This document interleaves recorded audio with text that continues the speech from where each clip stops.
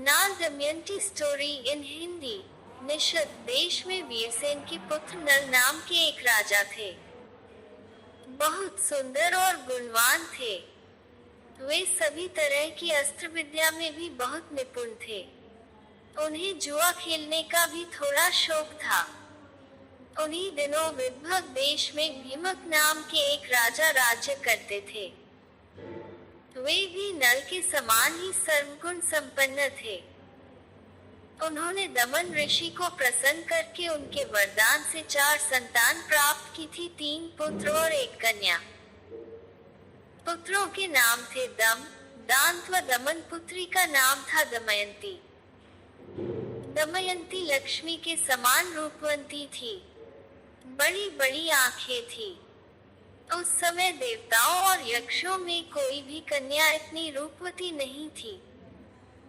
नाल दमयंती कथा एक अमर प्रेम कहानी। उन दिनों कितने ही लोग उस देश में आते और राजा नल से दमयंती के गुणों का बखान करते। एक दिन राजा नल ने अपने महल के उद्यान में कुछ हंसों को देखा। उन्होंने एक हंसे को पकड़ लिया।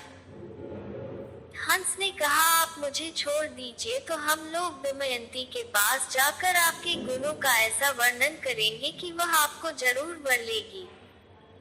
एडवर्टिजमेंट्स 123। वे सब हंस उड़कर राजकुमारी दमयंती के पास गए। दमयंती उन्हें देखकर बहुत खुश हुई।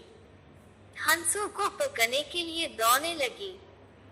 दमयंती जिस हंस को पकड़कर दौड़ती, वही हंस बोल उठता, रानी दमयंती निषद देश का एक नल नाम का राजा है।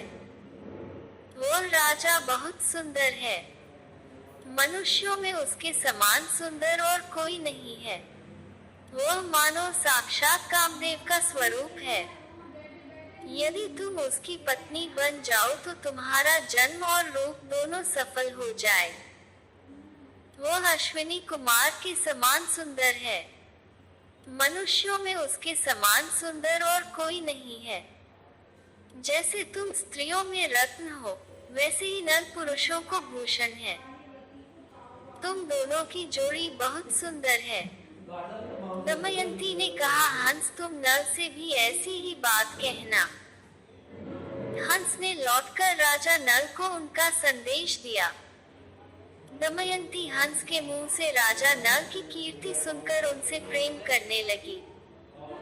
एडवर्टिजमेंट्स 123। उसकी आसक्ति इतनी बढ़ गई कि वह रात दिन उनका ही ध्यान करती रहती। शरीर धूमिल और दुबला हो गया। वे कमजोर सी दिखने लगी। सहेलियों ने दमयंती के मन के भाव जानकर राजा से निवेदन किया कि आपकी पुत्री अस्वस्थ हो गई है। राजा ने बहुत विचार किया और अंत में इस निर्णय पर पहुंचा कि मेरी पुत्री विवाह योग्य हो गई है। दमयंती के पिता ने सभी देशों के राजा को स्वयंवर के लिए निमंत्रण पत्र भेज दिया और सूचित कर दिया।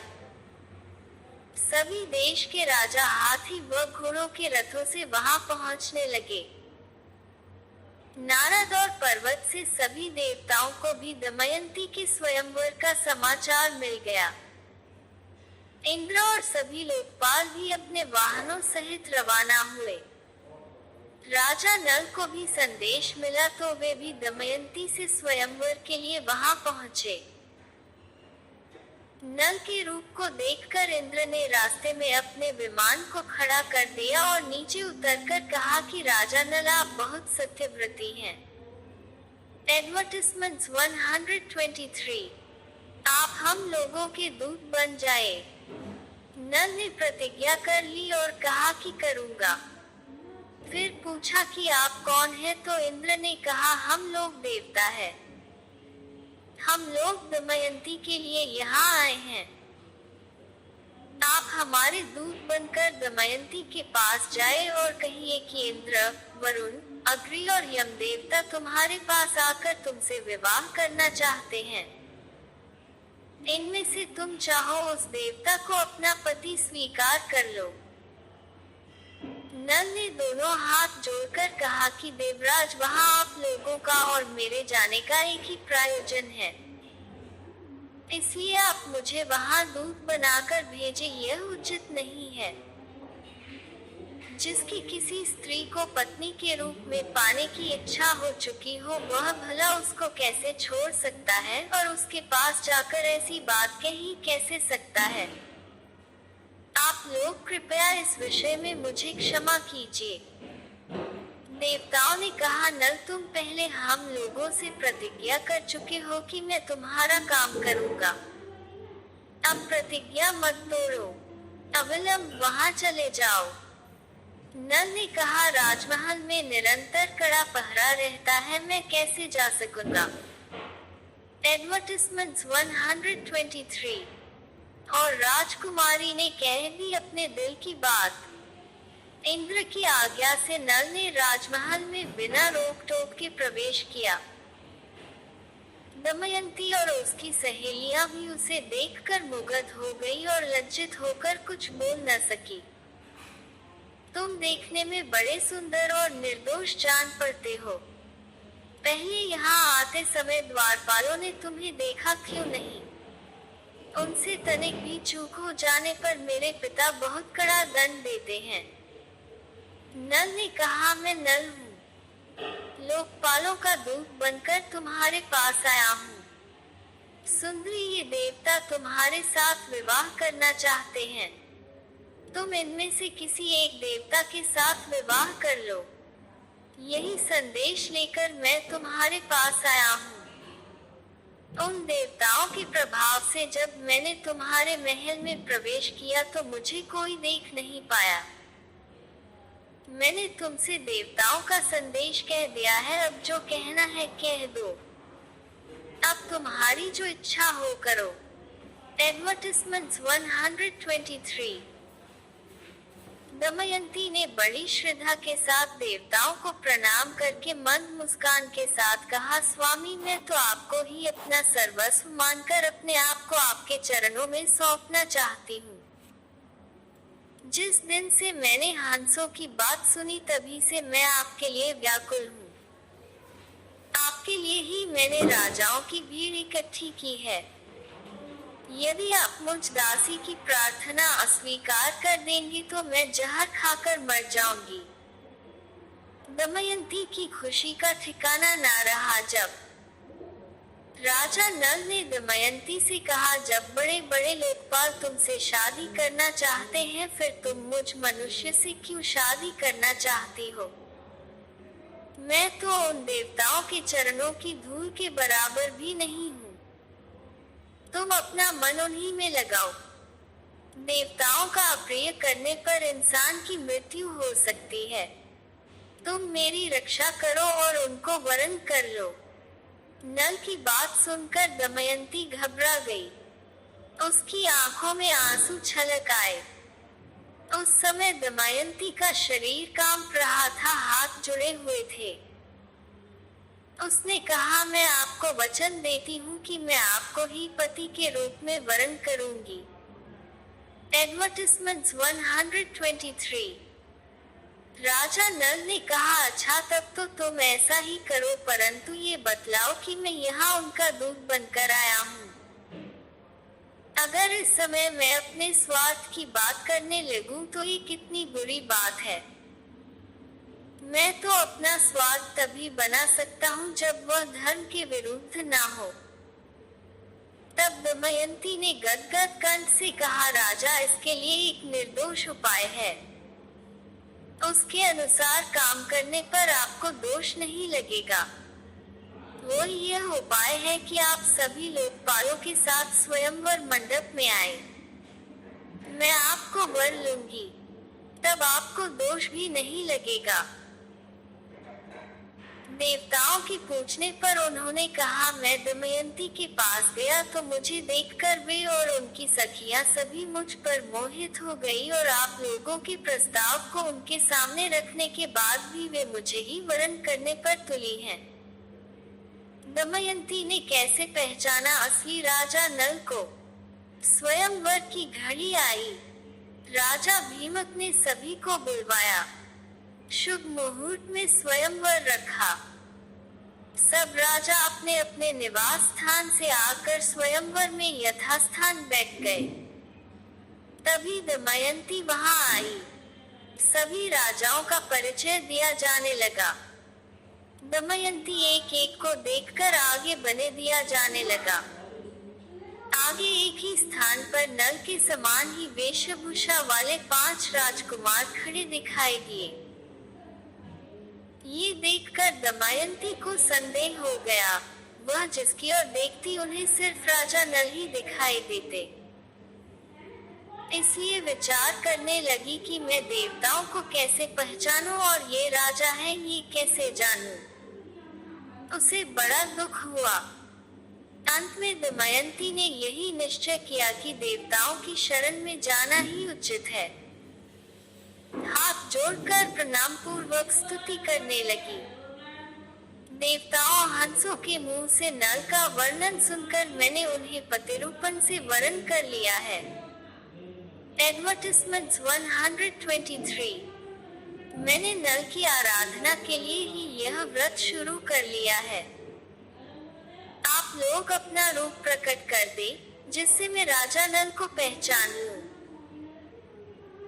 देवताओं ने दमयंती की बात सुनकर उसके दृढ़ निश्चय को देखकर उन्होंने उसे ऐसी शक्ति दी जिससे वह देवता और मनुष्य में अंतर कर सके। दमयंती ने देखा कि शरीर पर पसीना नहीं है, पलकें गिरती नहीं है, माला कुम्हलाए नहीं है, शरीर स्थिर है, शरीर पर धूल व पसीना भी नहीं है। दमयंती ने इन लक्षणों को देखकर ही दमयंती ने राजा नल को पहचान लिया और कलयुग नल के शरीर में प्रवेश कर गया। जिस समय दमयंती के स्वयंवर से लौटकर इंद्र व अन्य लोकपाल अपने अपने लोकों को जा रहे थे, उस समय उनकी मार्ग में ही कलयुग और द्वापर से भेंट हो गई। इंद्र ने पूछा, कलयुग कहाँ जा रहे हो? कलयुग ने कहा, मैं दमयंती के स्वयंवर में उससे विवाह करने के लिए जा रहा हूँ। इंद्र ने कहा, अरे स्वयंवर तो कब का पूरा हो गया। दमयंती ने राजा नल का वरण कर लिया है, हम लोग देखते ही रह गए। कलयुग ने क्रोध में भरकर कहा, तब तो यह अनर्थ हो गया।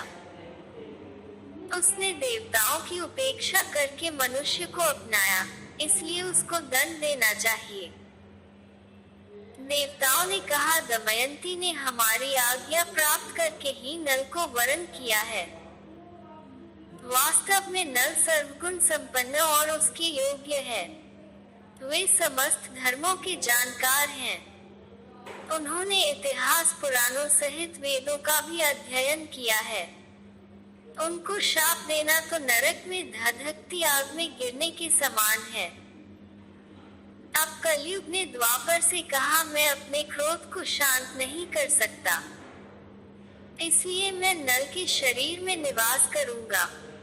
मैं उसे राज्यच्युत कर दूंगा, तब वह दमयंती के साथ नहीं रह सकेगा। इसलिए तुम भी जुए के पासों में प्रवेश करके मेरी सहायता करना। एडवर्टाइजमेंट्स 123। द्वापर ने उसकी बात स्वीकार ली। द्वापर और कलयुग दोनों ही नल की राजधानी में आ बसे। 12 वर्ष तक वे इस बात की प्रतीक्षा में रहे कि नल में कोई दोष दिख जाए। एक दिन राजा नल संध्या के समय लघुशंका से निवृत्त होकर पैर धोए बिना ही आचमन करके संध्या वंदन करने बैठ गए। यह पवित्र अवस्था देखकर कलयुग उनके शरीर में प्रवेश कर गया। जुए में राजा नल सब कुछ हार गए। तब कलयुग दूसरा रूप धारण करके वह पुष्कर बनकर उसकी बात स्वीकार करके वह पुष्कर के पास गया और बोला, तुम नल के साथ जुआ खेलो, मेरी सहायता करो। जुए में जीतकर निषद राज का राज्य प्राप्त कर लो। पुष्कर उसकी बात स्वीकार करके नल के पास गया। द्वापर भी पासे का रूप धारण करके उसके साथ चला। जब पुष्कर ने राजा नल को जुआ खेलने का आग्रह किया, तब राजा नल दमयंती के सामने अपने भाई की बार बार की ललकार सह ना सके।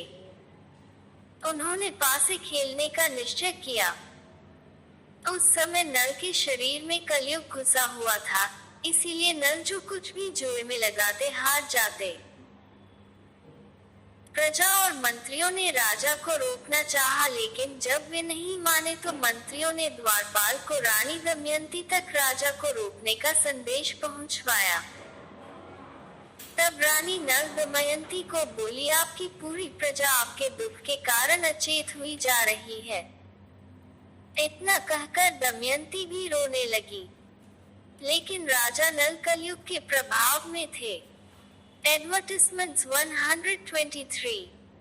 इसीलिए जो पासे फेंकते वही उनके प्रतिकूल पड़ते। जब दमयंती ने ये सब देखा तो उसने धाय को बुलवाया और उसके द्वारा राजा नल के सारथी वार्ष्णेय को बुलवाया। उन्होंने ने उससे कहा, सारथी तुम जानते हो कि महाराज बहुत संकट में है। अब ये बात तुमसे छिपी नहीं है। तुम रथ जोड़ लो और मेरे बच्चों को रथ में बैठाकर कुंडिंग ले जाओ। उसके बाद पुष्कर ने राजा नल का सारा धन ले लिया और बोला, तुम्हारे पास दावा पर लगाने के लिए और कुछ है या नहीं? यदि तुम दमयंती को दावा पर लगाने के लायक समझो तो उसे लगा दो, क्योंकि पत्नी का यही धर्म है। एक दिन राजा नल ने देखा कि बहुत से पक्षी उनके पास ही बैठे हैं। उनके पंख सोने के समान दमक रहे हैं। नल ने सोचा कि इनकी पांख से कुछ धन मिलेगा। ऐसा सोचकर उन्हें पकड़ने के लिए नल ने उन पर अपना पहनने का वस्त्र डाल दिया। पक्षी उनका वस्त्र लेकर उड़ गए। अब नल नंगे होकर बड़ी दीनता के साथ मुंह नीचे करके खड़ा हो गए। पक्षियों ने कहा, तू नगर से एक वस्त्र पहनकर निकला था। उसे देखकर हमें बड़ा दुख हुआ था, ले अब हम तेरे शरीर का वस्त्र ले जा रहे हैं। हम पक्षी नहीं जुए के पासे हैं। नल ने दमयंती से पासे की बात कह दी। तुम देख रही हो, यहाँ बहुत से रास्ते हैं। एक अवती की ओर जाता है, दूसरा पर्वत होकर दक्षिण देश को, सामने विंध्याचल पर्वत है। ये प्योष्णी नदी समुद्र में मिलती है। सामने का रास्ता विदर्भ देश को जाता है। ये कौशल देश का मार्ग है। इस प्रकार राजा नल दुख और शोक से भरकर बड़ी ही सावधानी के साथ दमयंती को भिन्न भिन्न आश्रम मार्ग बताने लगे। दमयंती की आंखें आंसू से भर गई। दमयंती ने राजा नल से कहा, क्या आपको लगता है कि मैं आपको छोड़कर अकेली कहीं जा सकती हूँ? मैं आपके साथ रहकर आपके दुख को दूर करूंगी। दुख के अवसरों पर पत्नी पुरुष के लिए औषधि के समान है। वो धैर्य देकर पति के दुख को कम करती है। एडवर्टिजमेंट्स 123। राजा नल ने क्यों किया दमयंती को छोड़ने का फैसला? उस समय नल के शरीर पर वस्त्र नहीं था। धरती पर बिछाने के लिए एक चटाई भी नहीं थी। शरीर पर धूल से लथपथ हो रहा था। भूख प्यास से परेशान राजा नल जमीन पर ही सो गए। दमयंती भी उनके साथ ये सारे दुख झेल रही थी। राजा नल भी जमीन पर ही सो गए। दमयंती के सो जाने पर राजा नल की नींद टूटी।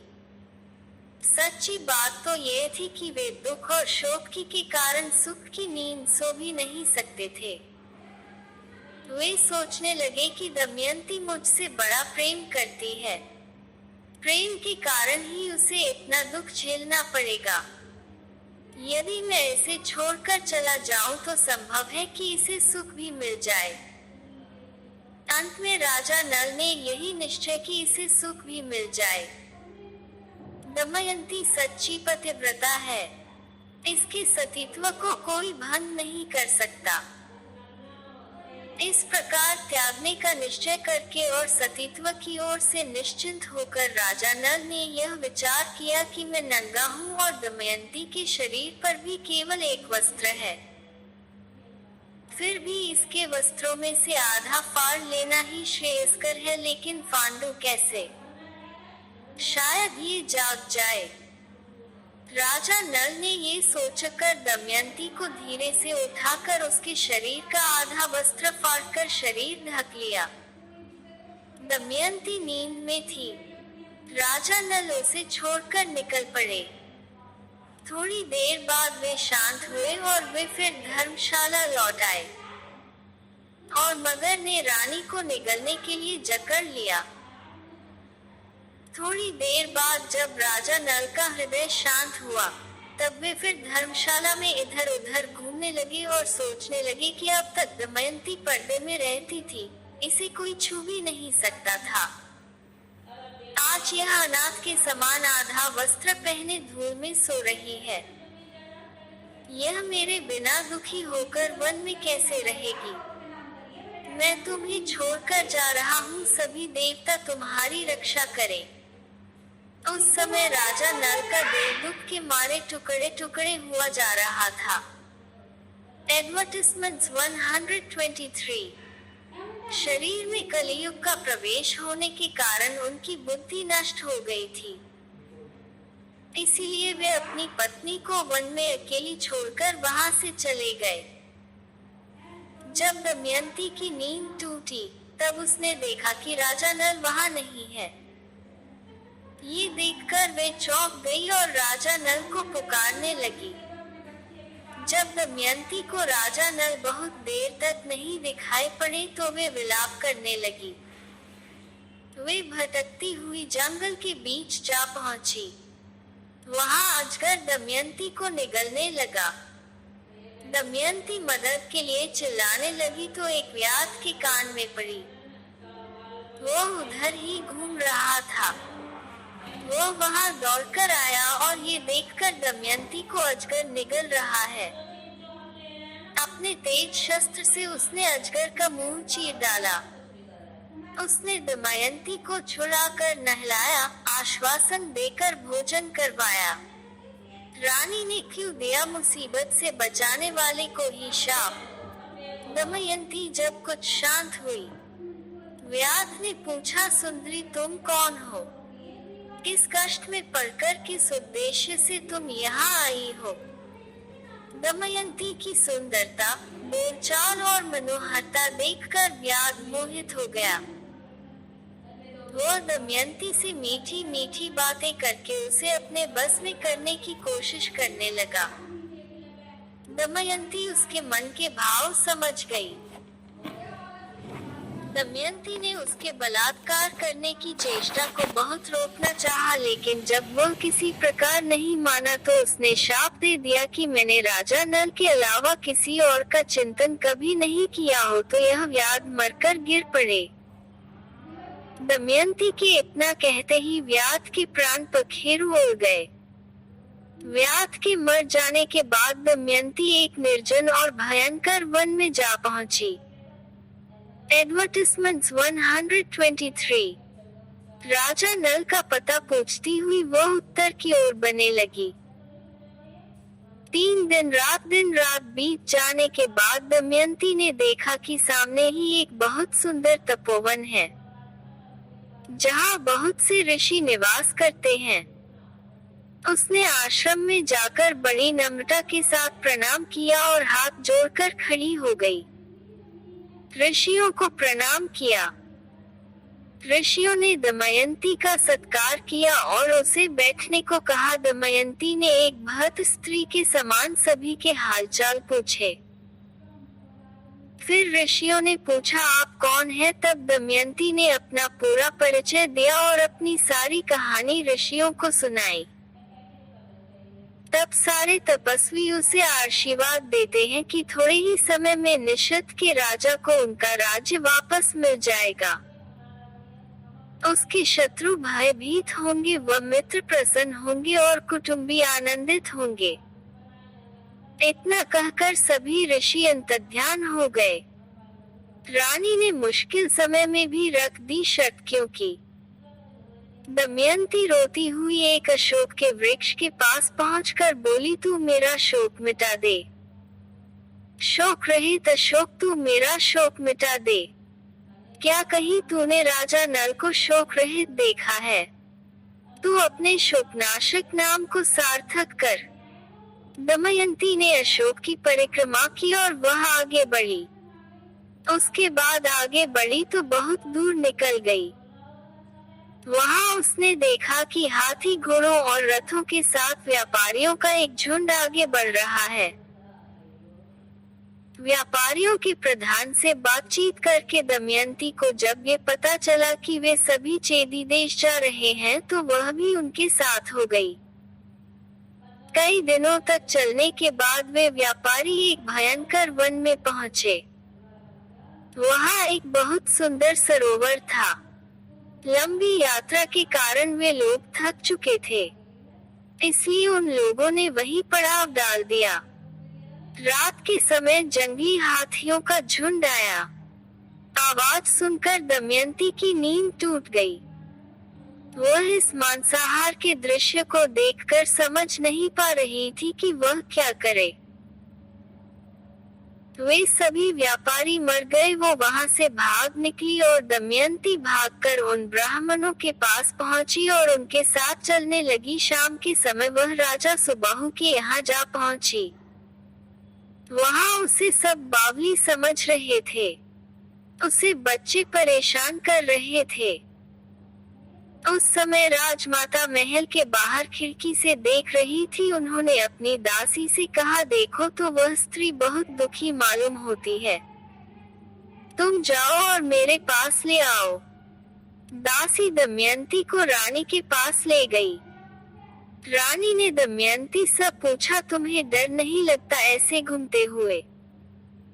तब दमयंती ने बोला, मैं एक पतिव्रता स्त्री हूँ। मैं हूँ तो कुलीन पर दासी का काम करती हूँ। तब रानी ने बोला, ठीक है, तुम महल में ही रह जाओ। तब दमयंती कहती है कि मैं यहाँ रह तो जाऊंगी, पर मेरी 3 शर्त है। मैं झूठा नहीं खाऊंगी, पैर नहीं धोऊंगी और परपुरुष से बात नहीं करूंगी। रानी ने कहा, ठीक है, हमें आपकी शर्तें मंजूर है। एडवर्टाइजमेंट्स 123। जैसे ही राजा ने कहा, 10 सांप ने दंश दिया।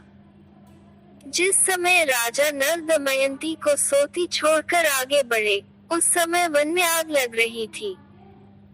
तभी नल को आवाज आई, राजा नल शीघ्र दौड़ो, मुझे बचाओ। नागराज कुंडली बांधकर पड़ा हुआ था। उसने नल से कहा, राजन, मैं करकोटक नाम का सर्प हूँ। मैंने नारद मुनि को धोखा दिया था। उन्होंने शाप दिया कि जब तक राजा नल तुम्हें न उठावे तब तक यहीं पड़े रहना। उनके उठाने पर तू शाप से छूट जाएगा। उनके शाप के कारण मैं यहाँ से एक भी कदम आगे नहीं बढ़ सकता। तुम इस शाप से मेरी रक्षा करो। मैं तुम्हें हित की बात बताऊंगा और तुम्हारा मित्र बन जाऊंगा। मेरे भार से डरो मत, मैं अभी हल्का हो जाता हूँ। वह अंगूठे के बराबर हो गया। नल उसे उठाकर दावानल से बाहर ले आए। कारकोटक ने कहा, तुम अभी मुझे जमीन पर मत डालो, कुछ कदम गिनकर चलो। राजा नल ने जो ही पृथ्वी पर 10वां कदम चला और उन्होंने कहा, 10 तो ही करकोटक ने उन्हें डस लिया। उसका नियम था कि जब कोई बोले 10 तभी वह डंसता था। आश्चर्यचकित नल से उसने कहा, महाराज, तुम्हें कोई पहचान ना सके इसलिए मैंने 10 के तुम्हारा रूप बदल दिया है। कलियुग ने तुम्हें बहुत दुख दिया है। अब मेरे विष से वह तुम्हारे शरीर में बहुत दुखी रहेगा। तुमने मेरी रक्षा की है। अब तुम्हें हिंसक पशु पक्षी शत्रु का कोई भय नहीं रहेगा। अब तुम पर किसी भी विष का प्रभाव नहीं होगा और युद्ध में हमेशा तुम्हारी जीत होगी। और राजा बन गया सारथी। ये कहकर कर्कोटक ने 2 दिव्य वस्त्र दिए और वह अंतर्ध्यान हो गया। राजा नल वहां से चलकर 10वें दिन राजा ऋतुपर्ण की राजधानी अयोध्या में पहुंच गया। उन्होंने वहां राजदरबार में निवेदन किया कि मेरा नाम बाहुक है। मैं घोड़ों को हाँकने और उन्हें तरह तरह की चालें सिखाने का काम करता हूँ। घोड़ों की विद्या मेरे जैसा निपुण इस समय पृथ्वी पर कोई नहीं है। रसोई बनाने में भी मैं बहुत चतुर हूँ। हस्तकौशल के सभी काम और दूसरे कठिन काम करने की चेष्टा करूँगा। आप मेरी आजीविका निश्चित करके मुझे रख लीजिए। उसकी सारी बात सुनकर राजा ऋतुपर्ण ने कहा, बाहुक मैं सारा काम तुम्हें सौंपता हूँ, लेकिन मैं शीघ्रगामी सवारी को विशेष पसंद करता हूँ। तुम्हें हर महीने सोने की 10,000 मुहरें मिला करेगी, लेकिन तुम कुछ ऐसा करो कि मेरे घोड़ों की चाल तेज हो जाए। इसके अलावा तुम्हारे साथ वाषर्णेय और जीवल हमेशा उपस्थित रहेंगे। एडवर्टिजमेंट्स 123। राजा नल रोज दमयंती को याद करते और दुखी होते कि दमयंती भूख प्यास से परेशान न जाने की स्थिति में होगी। इसी तरह राजा नल ने दमयंती के बारे में सोचते हुए कई दिन बिता दिए। ऋतुपर्ण के पास रहते हुए उन्हें कोई न पहचान सका। जब राजा विदर्भ को ये समाचार मिला कि मेरे दामाद नल और पुत्री राजपाट विहीन होकर वन में चले गए हैं, राजमाता ने कैसे पहचाना रानी को। तब उन्होंने सुदेव नाम के एक ब्राह्मण को नल दमयंती का पता लगाने के लिए चेदिनरेश के राज्य में भेजा। उसने एक दिन राजमहल में दमयंती को देख लिया। उस समय राजा के महल में पुण्याहवाचन हो रहा था। दमयंती सुनंदा एक साथ बैठकर ही वह कार्यक्रम देख रही थी। सुदेव ब्राह्मण ने दमयंती को देखकर सोचा कि वास्तव में यही भीमक नंदिनी है। मैंने इसका जैसा रूप पहले देखा था, वैसा अब भी देख रहा हूँ। बड़ा अच्छा हुआ, इसे देख लेने से मेरी पूरी यात्रा सफल हो गई। सुदेव दमयंती के पास गया और उससे बोला, दमयंती मैं तुम्हारे भाई का मित्र सुदेव हूँ। मैं तुम्हारी भाई की आज्ञा से तुम्हें ढूंढने यहाँ आया हूँ। दमयंती ने ब्राह्मण को पहचान लिया।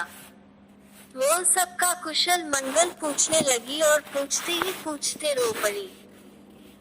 सुनंदा दमयंती को रोता देख घबरा गई। उसने अपनी माता के पास जाकर उन्हें सारी बात बताई। राजमाता तुरंत अपने महल से बाहर निकल कर आई। ब्राह्मण के पास जाकर पूछने लगी, महाराज ये किसकी पत्नी है, किसकी पुत्री है, अपने घर वालों से कैसे बिछुड़ गए। तब सुदेव ने उनका पूरा परिचय उसे दिया। सुनंदा ने अपने हाथों से दमयंती का ललाट धो दिया, जिससे उसकी भौहों के बीच का लाल चिन्ह चंद्रमा के समान प्रकट हो गया। उसके ललाट का वह तिल देखकर सुनंदा व राजमाता दोनों ही रो पड़े। राजमाता ने कहा, मैंने इस तिल को देखकर पहचान लिया कि तुम मेरी बहन की पुत्री हो। उसके बाद दमयंती अपने पिता के घर चली गई। तब खत्म हुई रानी की खोज। अपने पिता के घर एक दिन विश्राम करके दमयंती अपनी माता से कहा कि माँ, मैं आपसे सच कहती हूँ, यदि आप मुझे जीवित रखना चाहती हैं तो आप मेरे पतिदेव को ढूंढवा दीजिए। रानी ने उनकी बात सुनकर नल को ढूंढवाने के लिए ब्राह्मणों को नियुक्त किया। ब्राह्मणों से दमयंती ने कहा, आप लोग जहाँ भी जाए वहाँ भीड़ में जाकर यह कहे कि मेरे प्यारे छलिया, तुम मेरी साड़ी में से आधी फाड़कर अपनी दासी को उसी अवस्था में आधी साड़ी में आपका इंतजार कर रहे हैं।